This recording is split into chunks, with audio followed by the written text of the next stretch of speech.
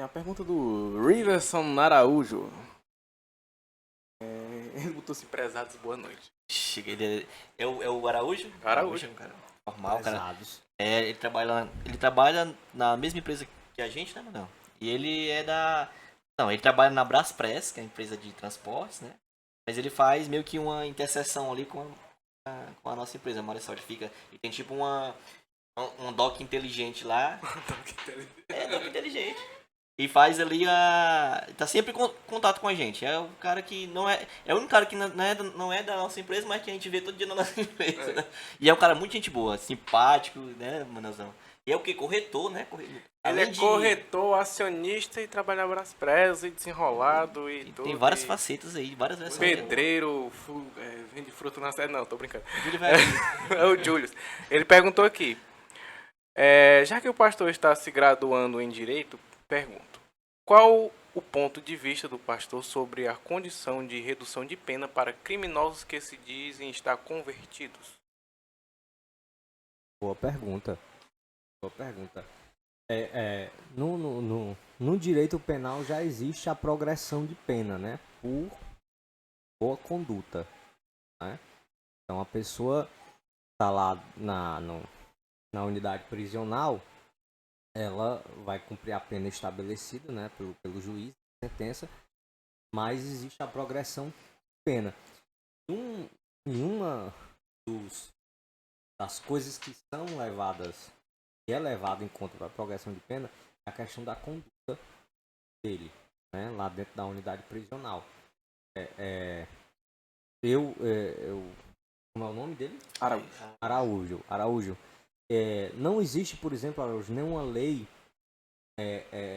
num direito penal, né, na execução penal, que garantam que dê, né, por exemplo, a um evangélico dentro da unidade prisional uma certa vantagem sobre os demais presos que não são evangélicos. Por exemplo, o cara é evangélico, se converteu, né, tá arrependido lá, então ele vai ter uma progressão de pena maior do que o que não se converteu e tá lá dentro. Não existe isso. Né? Mas claro que a gente sabe que muda o comportamento, conduta. Dentro das unidades prisionais no Ceará hoje, tem várias igrejas instaladas. Igrejas mesmo que estão lá, tem um púlpito, né? Tem cadeiras, né? Tem alguém que prega lá dentro, né? Ou enfim, por via som eles escutam, né? Naquele momento ali participam do culto. E claro que isso é levado em consideração na questão do comportamento. Vai mudar o comportamento, né, do indivíduo, né, do apenado lá dentro. Então eu acredito que isso contribui, né, na hora de aplicar a questão da progressão do regime, de sair do regime fechado para o semiaberto, depois o regime aberto. Não foi a questão da religião que reduziu a pena, foi comportamento que reduziu a pena. Uma coisa levou a outra. Isso, porque a pessoa pode ficar bem comportada lá, porque ele já tem uma consciência moral e ética, né, que diz assim, poxa, se eu for direito aqui, eu vou, né, ter a progressão de regime. Agora, se eu for um cara mal comportado, se eu der trabalho aqui, isso aí vai contribuir para que eu não tenha a progressão do regime. Já tem uma história que um irmão lá da igreja contou, que ele já foi agente penal. Aí ele disse que teve uma época... Agente penitenciário. Ia chegar lá um jovem que ele já era muito conhecido e era muito traquina. Ele tinha aprontado bastante na sociedade. Aí, ó, cuide bem desse rapaz, por favor, não batam nele, mas os agentes meteram a chibata nele lá, meteram a ripa. Aí causou aquela situação estranha. E depois, isso ele não era convertido ainda. Aí depois ele se converteu. E o rapaz lá começou a participar de cultos, de reuniões, e também se converteu. Saiu e se tornou líder desses movimentos da igreja, desse movimento da cadeia para reconciliar e evangelizar. Aí um certo dia, isso estava engasgado tanto no rapaz, tanto nesse irmão da igreja. Aí um dia eles vinham no corredor, aí um olhou pro outro e ele, não, tem que pedir. Aí ele pediu pra irmão, quero falar uma coisa pra você. Ele, não, primeiramente, o cara que apanhou, né? Primeiramente eu quero pedir desculpa pelo jeito que eu era, ele era isso que eu ia pedir desculpa pra você. Aí se abraçaram lá, choraram. E aquilo, ele mudou a vida dele, ele com certeza teve uma redução lá por causa do comportamento dele. Ele viu que a atitude dele era errada e o evangelho mudou a vida dos dois, né? Tanto do agente quanto do Encarcerado. do encarcerado. Complementando isso aí que o Manuel falou, eu tava assistindo um podcast, não vou lembrar qual era, pastor, mas e alguém foi criticar, foi falar da questão do evangelho, né, nas cadeias. E uma das pessoas que estava nesse podcast era um delegado. Falou o seguinte, olha, eu preciso te interromper, porque eu sou ateu, mas se você quer ver mudança, redução de pena, ele fala, pode ir psicólogo, pode ir psiquiatra, você pode colocar o que você quiser lá dentro.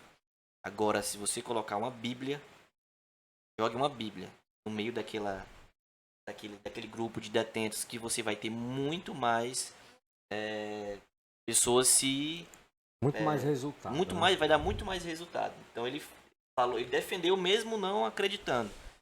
Né? E é muito interessante isso, a mudança de postura, né? Isso. Mudança Muda de postura. muito a comportamento. Esse Nova criatura. então ele vai querer sair de lá melhor, né? Só, a gente sabe que isso aí é o sistema prisional brasileiro, né? Ele não recupera. Se a pessoa não quiser, Sim. né, ela sai de lá pior do que ela. Entra ladrão de galinha e sai de lá. Né? Ela entrou, Aprende outras coisas melhor. né? Ela Melhor entrou, não, piores, né? Então, por isso que eu entendo que precisa ter o evangelho lá dentro. Né? Precisa ter o evangelho para poder exatamente ser uma opção, né? Uma força a mais nessa questão da reeducação. Né? Para poder ele poder voltar ao convívio da sociedade e não cometer mais delitos, não mais além, não cometer mais crimes, né? Pastor, e aproveitando o gancho aí da questão do direito, né? Qual é a sua especialidade do pastor? Que na verdade está se especializando em qual área, especificamente no direito? Tem assim? Eu pretendo, isso aí também pode escandalizar muitas pessoas, mas eu pretendo seguir a questão do direito penal. Ah, mas você vai defender, o pastor vai defender bandido, né? As pessoas dizem logo isso, né? O pastor vai defender bandido. Não, mas não quer dizer que eu vou defender todos, né? Mas aquele que eu achar que ele merece, né, uma pena, então eu vou pleitear para ele uma pena justa. Sim. É uma pena justa. Pra ele não ficar a vida dele toda lá dentro da prisão, da cadeia, mas uma pena justa. O advogado ele não tá ali para inocentar. Sim, ele tá ali para verdade. garantir, né, que o Estado, né, que é o agente que pune, possa punir na proporção correta, né, na proporção que está de acordo com o delito, com o crime cometido pelo indivíduo.